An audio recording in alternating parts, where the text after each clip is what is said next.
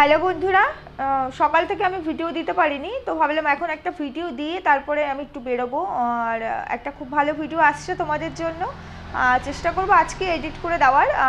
আশা করি তোমরা মানে তোমাদের ভালো লাগবে ভিডিওটা দেখে, এটুকু বলতে পারি। যাই হোক, এখন আমার ভিডিওর মেন টপিকস হচ্ছে গিয়ে রন আর প্রীতি। তো কালকে আমি একটা ভিডিও করেছিলাম আমার ওপিনিয়ন নিয়ে, সেটা তোমরা নিশ্চয়ই দেখেছো। আর তারপরে ওদের একটা ফুটেজ আমি তুলে দিয়েছিলাম। কালকে কিন্তু আমি আর এই নিয়ে কোনো কথা বলিনি, কারণ কোনো ঘটনা সামনে আসলে সেটা নিয়ে একটুখানি না জেনে স্টাডি না করে আমি কিন্তু দুম করে বলি না। আর তার থেকে বড় কথা, আমি যেটা শুধুমাত্র ভিডিওতে দেখতে পাচ্ছিলাম, দুপক্ষ থেকে দুরকম দেখতে পাচ্ছিলাম, তো সেটা একটুখানি বোঝার বিষয় ছিল। যাই হোক, আজকে তোমরা আমার টাইটেল আর থাম্বনেল দেখেই এসেছো। হ্যাঁ, আমার সঙ্গে যোগাযোগ করেছে এবং এক নয় তিনজন মানুষের সঙ্গে আমার কথা হয়েছে। তিনজন মানে কালকে দুজন, আজকে সকালে একজন।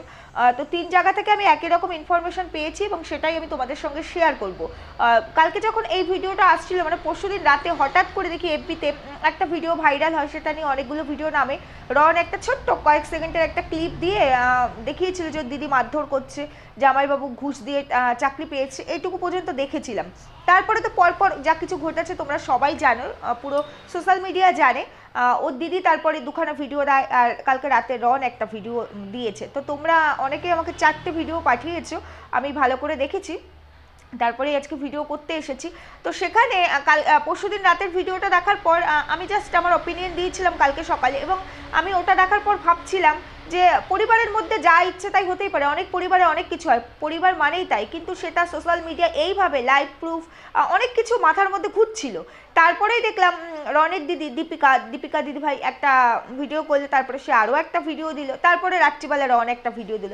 এবার দেখো, কালকে যে ভিডিওটা আমি করেছিলাম সেখানে তোমরা অনেকে কমেন্টস করেছিলে আমাকে যে দিদি ভালো করে একটু যাচাই করে দেখো, শুধুমাত্র কি ওর দিদি খারাপ, রন কি খারাপ না।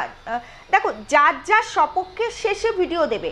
রনের সপক্ষে রন কালকে একটা ভিডিও দিয়েছে, আর ওর দিদি কিন্তু কালকে দুটো ভিডিও দিয়েছে। আর তার আগের দিন লাইভ প্রুফ যে ঘটনাটা ঘটেছে অন ক্যামেরা, সেটা জাস্ট কয়েক সেকেন্ডের ছিল। এবার আমার এখানে সবাইকেই কিছু বলার আছে, এবং আমি যেটা বুঝলাম, আমি যেটা শুনলাম যে এর পেছনে কার হাত আছে, কি কারণে এই গন্ডগোলটা ক্রিয়েট মানে হয়েছে নিজেদের মধ্যে, এই বিষয়বস্তুটা কি, কিসের জন্য, সবটাই আমি বুঝলাম, জানলাম। তারপরেই তোমাদের সঙ্গে আমি এটার বিস্তারিত আলোচনা করতে এসেছি। সেটা হলো রন যে ভিডিওটা পরশুদিন দিয়েছে, একটা ছোট্ট ক্লিপ, তার পরিপ্রেক্ষিতে তার উত্তরে ওর দিদি কালকে দুটো ভিডিও দিয়েছে। আজকে পরিবারের মধ্যেকার একটা জিনিস, নিজের ভাই, ও ভুল করেছে, দোষ করেছে বা ও ঠিক করেছে, যেটাই করুক না কেন, প্রত্যেকেই তো মানুষ, প্রত্যেকের বিচার বিবেচনা আছে। হয়তো ওটা দেখে সেই মুহূর্তে রনের সাপোর্টার অনেক ছিল, রনকে সাপোর্ট করেছে, ওর দিদিকে অনেক খারাপ কথা বলেছে কমেন্ট সেকশানে। ওর দিদি কিন্তু 3 মাস ধরে এমনিতেই ভিডিও দিচ্ছিল না। আমার মনে হয় দীপিকাদির এই ক্ষেত্রে নতুন করে ভিডিও দেওয়ার প্রয়োজন ছিল না, তাও আবার এত বড় ক্লারিফিকেশান দিয়ে এত বড় ভিডিও, একটা নয় দুটো ভিডিও, যেখানে রন কিন্তু কালকে মাত্র 10 মিনিটের একটা ছোট্ট ভিডিও করে নিজের সমস্তটা এখানে প্রুফ করেছে। আমরা অডিও কল, ভিডিও কল সবটাই দেখেছি, মানে অডিও কলও শুনেছি আর ও ভিডিওতে কথাও বলেছে। আজকে দীপিকাদির কালকে যে ক্লারিফিকেশান প্রথমে যে দিল, মা দিদা যাদের নিয়ে মানে নিজের সপক্ষে যুক্তি খাড়া করার জন্য এখানে সবাইকে প্রমাণ হিসাবে দাঁড় করালো, এগুলোর প্রয়োজন ছিল না। কারণ আমরা ওই স্পটে কেউ ছিলাম না, যেটা আসবে সেটা নিয়ে গসিপ হবেই, সেটা নিয়ে অনেক রকম কথা হবে, এটা এরা জানে, এরা সোশ্যাল মিডিয়া সম্পর্কে আমাদের থেকে বেশি জানে। তারপরেও একই কাজ এরা বারংবার করে চলেছে।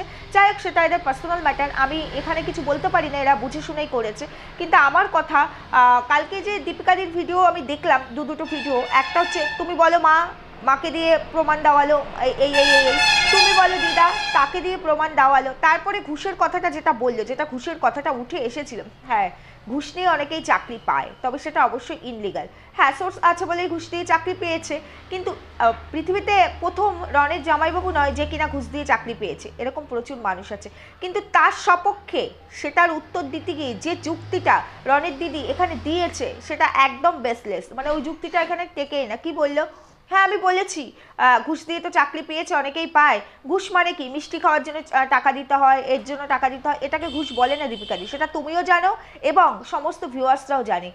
যে কোনো চাকরির ক্ষেত্রে যখন একটা ক্যান্ডিডেট সে যোগ্য ক্যান্ডিডেট, সে নিজের চেষ্টায় চাকরি পায়, যখন পুলিশ ভেরিফিকেশন অনেক কিছু ভেরিফিকেশন হয়, তখন কিন্তু প্রত্যেককে মিষ্টি খাওয়ার জন্য একটা টাকা দিতে হয়। তার মানে কি সবাই ঘুষ দিয়ে চাকরি পেয়েছে, তুমি সেটা বললে? এটা নয়, ঘুষটা আলাদা জিনিস, মিষ্টি খাওয়ার জন্য একটা ট্রিট দেওয়া সেটা আলাদা, কিন্তু সেটা তুমিও জানো। কিন্তু তুমি এখানে নিজেকে প্রুফ করার জন্য যে না আমার হাজব্যান্ড ঘুষ দিয়ে চাকরি পায়নি, সেটাকে প্রুফ করার জন্য তুমি এই কথাটা বলেছো। ওটা তোমাদের ভেতরকার বিষয়, কেউ জানতো না। যাই হোক, রন এটা বলেছে এবং তোমাকে বুঝতে হবে, আজকে রনকে অনেকদিন ধরে আমরা চিনি। যখন রন আর প্রীতির মধ্যে একটা মিসআন্ডারস্ট্যান্ডিং হয়েছিল, তখনও কিন্তু ওরা নিজেদের মুখে কখনোই বলেনি যে কী নিয়ে মিসআন্ডারস্ট্যান্ডিংটা হয়েছে, বলেছিল ফ্যামিলি রিলেটেড একটা প্রবলেম। তখনও কিন্তু রন কোনোদিনও বলেনি। আজকে রন কেন বললে এই কথাটা, যে এই মানুষটাকে দেখো যে কিনা ঘুষ দিয়ে চাকরি পেয়েছে। শুধু তাই নয়, যখন তুমি তোমার ভাইকে মারছিলে, তোমার হাজব্যান্ড ওখানে প্রেজেন্ট ছিল, আমার মনে হয় সে ওই হাতাহাতিতে ছিল, যেটা ওইটুকু ফুটেজে যতটুকু বুঝলাম, পুরোটা তো ক্লিয়ার ছিল না। সেখানে আজকে তোমার আর তোমার ভাইয়ের মধ্যে অশান্তি, ঝগড়াঝাটি, মনোমালিন্য হতেই পারে, ভাই বোনের মধ্যে হতেই পারে।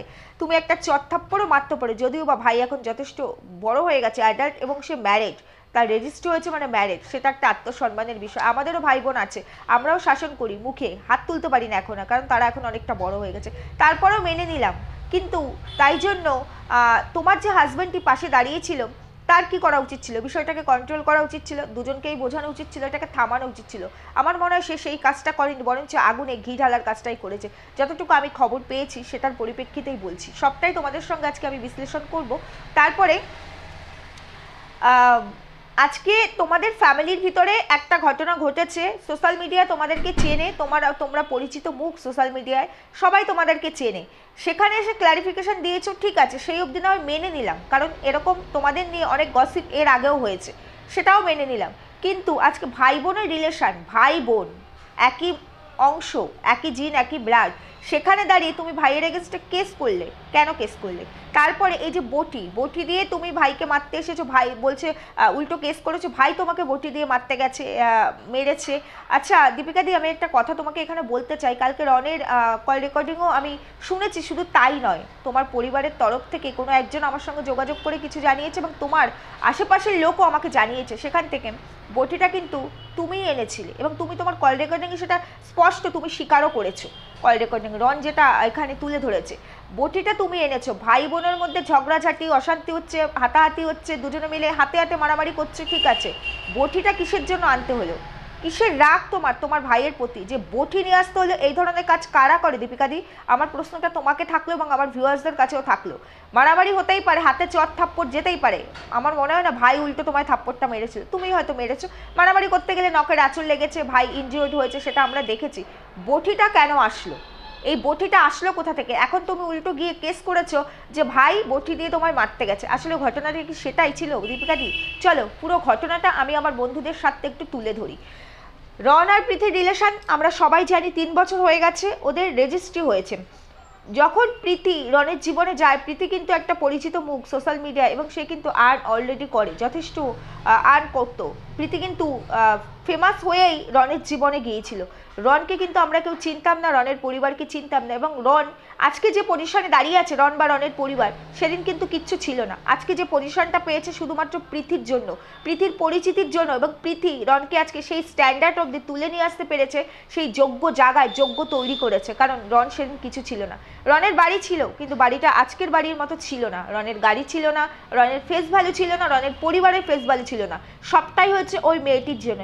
এবং রনের সঙ্গে যখন প্রীতির সম্পর্ক হয়, তার পরিবারের লোক ভাবলো, যেটা তার পরিবারের ভেতরকার, আমি সে নামটা প্রকাশে অনিচ্ছুক, আমি তার নাম বলতে পারবো না, এবং তার আশেপাশ থেকেও আমাকে কিন্তু একই কথা বলেছে, 3 জনে একই রকম কথাই বলেছে, যে তার পরিবারের লোক ভাবলো যে একটা ভালো পরিচিত মুখ এখান থেকে আমাদের পরিবারটা দাঁড়াতে পারবে এবং আমরা একটা পজিশনে যাব। তখন কিন্তু সবাই মেনে নিয়েছিল, এবং মেনে নেওয়ার ফলে স্বাভাবিক গ্রামের দিকে একটা ছেলে মেয়ে, মেয়েটির বাড়িও গ্রামে, ছেলেটির বাড়িও গ্রামে, সেখান থেকে দুটো ছেলে মেয়ে সম্পর্কে আছে, ঘোরাফেরা করছে, যার কারণে রেজিস্ট্রির সিদ্ধান্তটা নেওয়া হয়, এবং দুটো পরিবারের মতেই, সম্মতিতেই কিন্তু রেজিস্ট্রিটা হয়। এই পর্যন্ত হিসাবটা ঠিকঠাক চলছিল, এবং তারপরে প্রীতি কিন্তু রনের বাড়িতে গিয়েই থাকা শুরু করেছিল, ওর বাড়িতেই থাকতো, আমরা সব ভিডিওগুলো দেখতাম। গত বছর পর্যন্ত বিষয়টা ঠিকঠাক ছিল এবং লাস্ট আমরা দেখেছি ওদের বিয়ের ডেট ফাইনাল হয়ে যায়, সব অ্যারেঞ্জমেন্ট কমপ্লিট হয়ে যায়, বিয়েটা শেষ মুহূর্তে এসে ক্যান্সেল হয়ে যায় এবং আমরা এখনো পর্যন্ত জানি না সেই বিয়ে ক্যান্সেলের রিজনটা কি, আজ পর্যন্ত কিন্তু সামনে আসেনি। তবে সব ফাইনালাইজ হয়ে যাওয়ার পরে বিয়েটা ক্যান্সেল হয়ে যায়। তোমাদেরকে এবার আমি পুরো ঘটনাটা খুলে বলি। রনের কিছু ছিল না, প্রীতির দৌলাতে বাড়ি গাড়ি, রনের ফেস ভ্যালু, রনের পরিবারের ফেস ভ্যালু, ইভেন রনের দিদিও একটা চ্যানেল খোলে, রাতারাতি চ্যানেলটা দাঁড়িয়ে যায় শুধুমাত্র প্রীতিকে নিয়ে। বলতে পারো রনের দিদি হচ্ছে এখানে অ্যাকচুয়ালি মাস্টার মাইন্ড।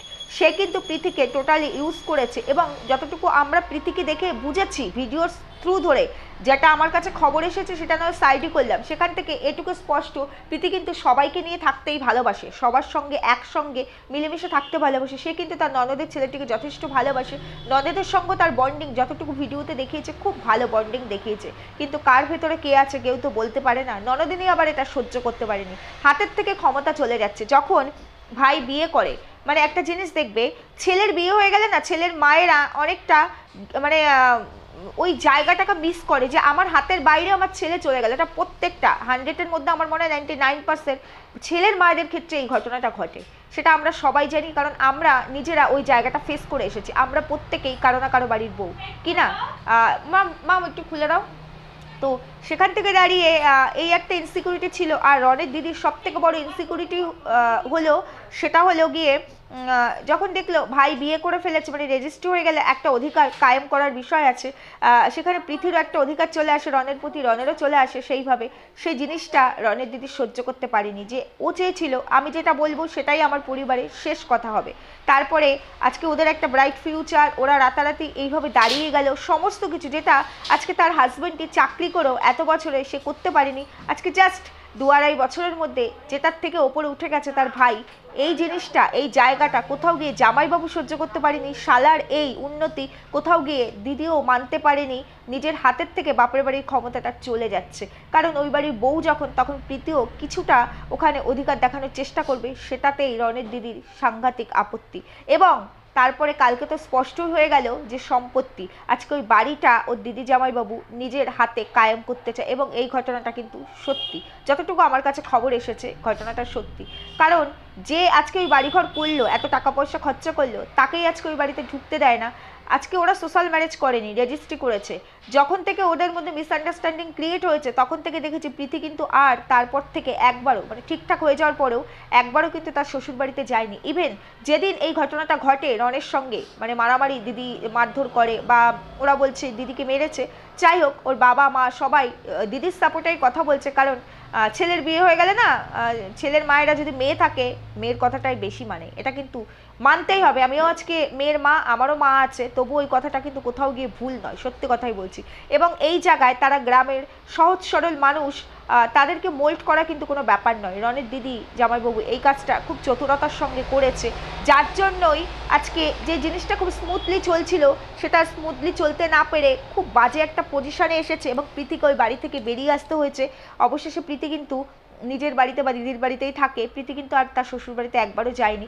ইভেন যেদিন রন যায় সেদিন কিন্তু রনের দিদির ছেলের জন্মদিন ছিল, সেই দিনই কিন্তু রন যায়। তার আগে কিন্তু প্রীতি একটা ভিডিও দিয়েছে এবং বলেছে চিন্তা হচ্ছে, প্রীতির চ্যানেলে তোমরা নিশ্চয়ই দেখে নিয়েছো, যে জানি না কি আছে, কি হচ্ছে, রন তো আজকে বাড়িতে গেছে, ওর ভাগনার আজকে জন্মদিন, কেন টেনশন করতে হবে? কেন প্রীতি এই কথাগুলো বলেছিল? আজকে তো সব 2-2-4 মিলে যাচ্ছে, তাই না? তার মানে ভিতরে ভিতরে এদের মধ্যে অনেক বেশি অশান্তি ছিল, কেউ কাউকে সহ্য করতে পারছিল না, বিশেষ করে দিদি জামাইবাবু। কেন জামাইবাবুর এতটা কায়েম করার মানে ইচ্ছে শক্তি, কেন সে কায়েম করতে চাইছে? এটা তো তার শ্বশুর বাড়ি, তাই না? তার নিজের তো একটা পজিশন আছে, জায়গা আছে। হ্যাঁ, দিদির কিছু অধিকার থাকে, সেটা আলাদা, তাই বলে ভাই সে জীবনে দাঁড়াতে চাইছে বা সে জীবনে সেটেল হতে চাইছে, সেখানে কেন দিদি জামাইবাবু বাধা দিচ্ছে?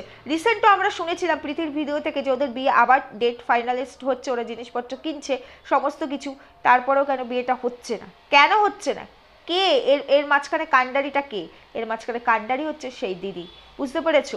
এই দিদি তার বাবা মাকে বোঝাচ্ছে, এবং এই দিদি, আমি তোমাদেরকে ভেতরের খবর বলছি, এই মুহূর্তে এসে যখন সবটা তাদের পাওয়া হয়ে গেছে, সবটা গুছিয়ে ফেলা হয়ে গেছে, এই মুহূর্তে এসে দিদি তার মাকে বোঝাচ্ছে, তার মা বাবা, রনের বাবা মা এবং দিদি তিনজনে মিলেই বলছে প্রীতির ক্ষেত্রে যে তোর বউ তো নাচুনি, তোর বউ তো নেচে পয়সা ইনকাম করে, এই মেয়েকে নিয়ে সংসার করা যায় না। মানে তারা চাইছে যাতে এই রিলেশনটা এখন ডিভোর্স হয়ে যায়, ওদের সম্পর্কটা যাতে আর না টেকে। কেন এই নাচুনি মেয়েটাকে তাহলে প্রথম দিন কেন পছন্দ হয়েছিল? আজকে নাচুনি মেয়েটার থেকে সব কিছু নিয়ে নেওয়া হয়ে গেছে, তাই না? আজকে পৃথ্বী যেটা ইনকাম করে এদের সবার থেকে আমার মনে হয় বেশি পৃথির যে ইনকামটা, সেখানে দাঁড়িয়েও আজকে পৃথির যে গ্রামের বাড়িটি, সেই বাড়িটির কিন্তু কোনো পরিবর্তন হয়নি। পরিবর্তন হয়েছে তার শ্বশুর বাড়িটি, রনের বাড়িটি। রন আজকে বিজনেস করে, রন আজকে স্টাবলিশড মানে সোশ্যাল মিডিয়ায়। সেদিন রন কোথায় ছিল? আজকে সেই রনকে স্টাবলিশড করেছে পৃথি। আজকে রনের যে বাড়িঘর হয়েছে, রন যতটুকু আর্ন করেছে এখনো পর্যন্ত, তার থেকে প্রীতির ইনকাম অনেক বেশি। সেখানে প্রীতির ইনভেস্টমেন্ট না থাকলে আজকে হয়তো সেই টাকায় প্রীতি নিজের বাড়িটাকে ঠিকঠাক করে মডিফাই করতে পারতো, সুন্দর একটা বাড়ি করতে পারতো। ও সব কিছু হয়ে গেছে গোছানো না, আজকে সে নাচুনি মেয়ে হয়ে গেছে। আজকে আমি দীপিকা দিকে একটা প্রশ্ন করতে চাই, প্রীতি যদি নাচুনি মেয়ে হয়, তুমি যখন এতটাই বিরোধী এটার এগেনস্টে, সোশ্যাল মিডিয়ার এগেনস্টে, তুমি নিজে কেন একটা চ্যানেল খুললে? তোমার ভাইয়ের বউকে মাথার উপরে রেখে চ্যানেলটাকে রাতারাতি ভাইরাল কেন করলে? তুমি তো চ্যানেলে সেই একই কাজ করো, হয়তো ও অনেক বেশি রিলস করে, কারণ ও অ্যাক্টিভ, ও ভাইরাল ফেজ, ওকে করতে হবে, এটা ওর প্রফেশন। তোমার একটা সংসার আছে, তোমার হাজব্যান্ডের আর্ন আছে, তুমিও তো ডেইলি ব্লগ দাও, মুখের সঙ্গে লিপ মিলিয়ে কিছু না কিছু রিলস করো, তাহলে তুমিও কোথাও গিয়ে নাচুনি হলে নাকি? আজকে এই নাচুনি মেয়েটার কাছ থেকে তো সবটা নিয়েছো, তাকে ব্যবহার করেছো, আজকে তার সঙ্গে তোমার ভাইয়ের রিলেশনটা হতে কেন দিচ্ছ না? কেন মা বাবাকে বারবার নেগেটিভভাবে বুঝিয়ে বুঝিয়ে ওদের রিলেশনটা, ওদের বিয়ের ডেটটাকে সবসময় ক্যান্সেল করছো? কেন চাইছো তোমার ভাইয়ের জীবন থেকে পৃথি সরে যাক? কেন যে বাড়িটা তোমার ভাই নিজে কষ্ট করে করেছে, এত সুন্দর একটা বাড়ি যেখানে তারা থাকবে, সংসার করবে, ভাই ভাইয়ের বউ, কেন সেই বাড়িটাতে ভাই ভাইয়ের বউকে ঢুকতে দিচ্ছ না? তোমার তো বিয়ে হয়ে গেছে, তোমার তো নিজেরও একটা বাড়ি আছে, তোমারও সন্তান আছে, সেই কথাগুলো কি ভুলে যাচ্ছ? কেন একটা ছোট্ট বাচ্চা মেয়ে, মানে যথেষ্ট ছোট আমাদের থেকে, তোমার থেকেও অনেক ছোট, তাই না? তুমি তো আমার থেকেও মনে হয় বয়সে বড়, তাহলে সেখানে দাঁড়িয়ে তুমি তোমার ছোট ভাইয়ের জীবনটা কেন নষ্ট করছো?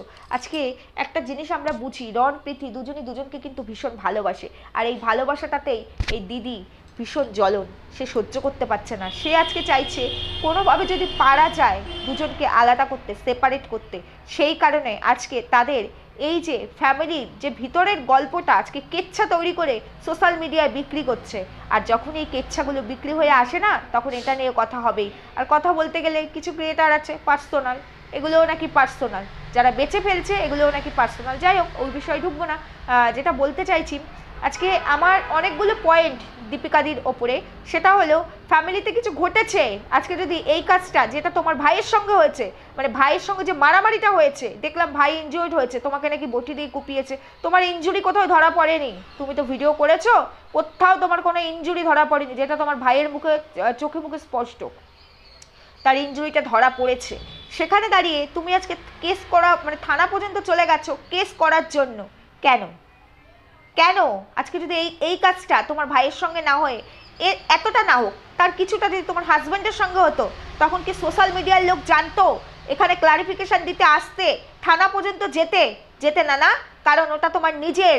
আর ভাই আজকে ভালোবেসে সংসার করতে চাইছে বলে, তোমার ব্লাডের ভাই, সে তোমার পর হয়ে গেল, তাকে নিয়ে যা ইচ্ছে তাই বলা যায়। আবার বাবা মাকে নিজেদের ফরে নিয়ে এসে মিথ্যে কথা বানিয়ে বলছো, যেটা ভাই করেই নি, বটিটা তো ভাই ধরেই নি, বটিটা তো তুমি এনেছো, আর আজকে থানায় গিয়ে কমপ্লেন করছো বটি দিয়ে তোমার গোপাতে এসেছিল। ছি ছি ছি, দিদিও এরকম হয়, সত্যিই তাই। ওআইটি না থাকলে, সোশ্যাল মিডিয়ায় না থাকলে আমরা জানতেই পারতাম না যে পরিবারের ভেতরের মানুষগুলোর রূপ এরকম হতে পারে। কত মা এরকম দেখছি, কত বাবা এমন দেখছি, দিদি এমন দেখছি। আজকে সম্পর্কগুলো কোথায় দাঁড়িয়েছে? কই তোমার ভাই তো যায়নি থানায়, আগে গেছিল তোমার ভাই, কিন্তু জানি ছোট্ট একটা ক্লিপ দিয়েছিল চুপ করে থাকতে, তাহলে ভাইও আর রিটার্নসে কোনো ভিডিও এখানে দিত না, পড়তো না, 2-4 দিন এটা নিয়ে চর্চা হতো, ধামাচাপা পড়ে যেত। এটাকে তো তোমরাই এখানে আরও বেশি করে টেনে নিয়ে আসলে, যাতে এটা নিয়ে চর্চা বেশি হয়, আর ভালোই হবে, আরও বেশি ভাইরাল হবে, এই সোর্সে আর্নও হবে। আবার উল্টো দিক থেকে ভাইকে ভিকটিম বানিয়ে অনেক কিছু কায়েমও করা হবে, তাই না? অনেকেই বলছো রনের কি দোষ নেই, দোষ অবশ্যই আছে, এক হাতে কখনো তালি বাজে না, তবে দেখতে হবে দোষটা কোন সূত্র ধরে এসেছে। দোষ দোষ এটা বললে কিন্তু হয় না, হট করে কোনো মানুষ খারাপ হয় না। একদিন দুদিন 3 দিন একটা মানুষ সহ্য করতে করতে সে তখন মুখ খোলে, সে হয়তো কোনো স্টেপ নেয় বা সে তখন তার এগেনস্টে চলে যায়। দোষ দোষ বলবো না, দোষ কি? আজকে এই বাড়িতে যার বাড়িতে বাবা আছে, মা আছে, দিদি আছে, আজকে ছেলে মেয়ে দুটো সংসার কেন করতে পারছে না? কেন রেজিস্ট্রি হয়ে যাওয়ার পরেও তাদের বিয়ে বারবার ক্যান্সেল হয়ে যাচ্ছে? যে বউটি আজকে তার শ্বশুর বাড়িতে থাকতো, আজকে কেন সে সেখান থেকে বিতাড়িত হয়ে সে আজকে নিজের বাড়িতে থাকতে হচ্ছে, শ্বশুর বাড়িতে যাচ্ছে না, যেতে পারছে না? ভবিষ্যৎ কি হবে? এদের বিয়ে হলেও সেই বাড়িতে অ্যাডজাস্ট করতে পারবে? যেখানে মনের মধ্যে এত কালিমা রয়েছে এদের, সেখানে এরা এই বউটিকে মন থেকে আপন করতে পারবে? কি করে আপন করবে? যেখানে এরা বলছে নাচুনি মেয়ে, নেচেই তো পয়সা ইনকাম করে, সেই পয়সাতেই তো লাক্সারিয়াস লাইফটা লিড করছে তোমার পরিবারের লোকজন। তুমিও সেই সুযোগ সুবিধাগুলো নিয়েছো? নাওনি? আজকে তোমার ভাই কেন ডানকুনিতে একটা ফ্ল্যাট রেন্ট নিয়ে থাকে আমরা জানি, সেখানে তাকে থাকতে হচ্ছে 3 মাস ধরে। কেন সে 3 মাস ধরে তোমাদের বাড়িতে, মানে তার নিজের বাড়িতে, তোমার বাড়ি বলবো না, তোমার ওটা বাপের বাড়ি, কারণ আমাদের বিয়ে হয়ে গেলে বাপের বাড়িটা আমাদের কাছে সত্যি সেই জায়গা থাকে না, সেই অধিকার থাকে না। যদি ভাই বোন না থাকে সেটা আলাদা বিষয়, ভাই বোন থাকলে, ভাই থাকলে বিশেষ করে সেই অধিকার থাকে না। অবশ্যই বাপের বাড়িটা ভাইয়েরই। হ্যাঁ, তার এবার যদি তারা মনে করে অনেকটা আছে, এখন তো ছেলে মেয়ে সবার সমান অধিকার, সেক্ষেত্রে ধরে আলাদা বিষয়, সেখানে আমি ঢুকবো না। সেটা হয়, প্রত্যেকের ক্ষেত্রেই হয়, সেটা আবার নিজেদের ইচ্ছে যে আমি নেবো না আমার ভাইকে দিয়ে দেবো, সেটা হচ্ছে নিজেদের ইচ্ছে। কিন্তু আমার কথা হলো আজকে 3 মাস ধরে ভাইকে কেন সেই ভাড়া বাড়িতে নিজের হাতে রান্না করে খেতে হচ্ছে? কেন সে তার বাবা মায়ের কাছে থাকতে পারবে না? বাবা মা কি তোমার একার? কেন? এই প্রশ্নের উত্তরটা কে দেবে? তার মানে 3 মাস আগে ভাই আর ভাইয়ের বউয়ের মধ্যে যে মিসআন্ডারস্ট্যান্ডিং হয়েছিল, সে তার মূল কাণ্ডারি ছিলে তুমি, এবং সেটা ওপর থেকে যতই ওআইটিতে দেখানোর চেষ্টা করা হোক যে সব ঠিক হয়ে গেছে, ওদের মধ্যে প্যাচ আপ হয়ে গেছে, বাড়ির লোকজন গেছে, সেটেলমেন্ট হয়ে গেছে, সেটেলমেন্ট যদি হয়ে যেত এখান থেকে স্পষ্ট, ভাই কেন বাড়িতে ঢুকতে পারছে না? ভাইয়ের বউ কেন বাড়িতে ঢুকতে পারছে না? তার শ্বশুর বাড়িতে সে ঢুকতে পারছে না, ভাই তার নিজের বাড়িতে ঢুকতে পারছে না। এখান থেকেই বোঝা যাচ্ছে শুধুমাত্র আমাদেরকে বোঝানোর জন্যই অ্যাকচুয়ালি ওপরে ওপরে সব ঠিক হয়েছে বলেছো, যেহেতু এটা নিয়ে প্রচুর পরিমাণে গসিপ হচ্ছিল, রোস্টিং হচ্ছিল, সেই কারণে ভেতরে ভেতরে বিষয়টা কিচ্ছু না, বিষয়টা এখনও আরও যত দিন যাচ্ছে আরও একটা বাজে পজিশনে যাচ্ছে। তোমরা মেনে নিতে পারছো না, আর মেনে নিতে পারছো না শুধুমাত্র প্রীতিকে, প্রীতির কারণেই তোমাদের ভেতরে এত জ্বলন। তোমরা এই মেয়েটাকে মেনে নিতে পারছো না। আজকে যেই মেয়েটা 3-3টে বছর একটা মানুষের সঙ্গে সংসার করলো, তোমাদের বাড়িতে ছিল মানে লিভিং রিলেশনে ছিল, রেজিস্ট্রি হয়ে গেছে, সেই মেয়েটার জীবনের কোনো মূল্য নেই, শুধু তোমাদের মূল্য আছে, তাই না? আজকে নাচুনি মেয়ে হয়ে গেছে, তোমরা খুব ভদ্র হয়ে গেছো, ওয়াইটিতে চ্যানেল কেন খুলেছো, ফেসবুকের চ্যানেল কেন খুলেছো? খুলতে না, তাহলে বুঝতাম ভদ্রতা। ডে 1 যেদিন প্রথম প্রীতির সঙ্গে রনের সম্পর্ক হয়, যেদিন তোমরা জানতে পারো, সেদিনই বিরোধিতা করতে করনি না? সুযোগ সন্ধানী, তাই না? সুযোগ খুঁজছিলে যে আমরা সব কিছু গুছিয়ে নিয়ে মেয়েটিকে ছুঁড়ে ফেলে দেবো। আজকে যেই ব্যবহার করা হয়ে গেছে ছুঁড়ে ফেলে দিচ্ছ। এত সহজ তো নয়, এত সহজ কি? যাই হোক বন্ধুরা, ভেতরের খবর এটুকুই ছিল, আমি খুব ব্যস্ত, আমাকে বেরোতে হবে, এটুকুই বললাম। এরপরে আরও অনেক কিছু নিয়ে তোমাদের সামনে আসবে। যাই হোক, আমার এর পরবর্তী ভিডিও দেখো, যদি আজকেই দিতে পারি এডিট করে, যেটা কথা দিয়েছিলাম কথা তো অবশ্যই রাখবো, তোমাদেরকে সাক্ষী রেখেই করবো। সবাই সুস্থ থেকো, ভালো থেকো, জানিও কোথাও আমি ভুল বললাম কিনা। সবাই ভালো থেকো, টাটা।